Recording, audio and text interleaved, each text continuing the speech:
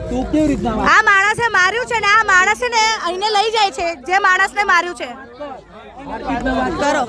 આ માણસે ગાય સાથે ખરાબ કર્યું છે ના ના તારો છે ને તારો માણસ છે ને મોકલવા રેડી છું બરાબર તું હરકતના વાત કર આ માણસે રેપ કર્યો છે અને આ જ માણસને આ લોકો અહીંયાથી લઈ જાય છે કેવાય ને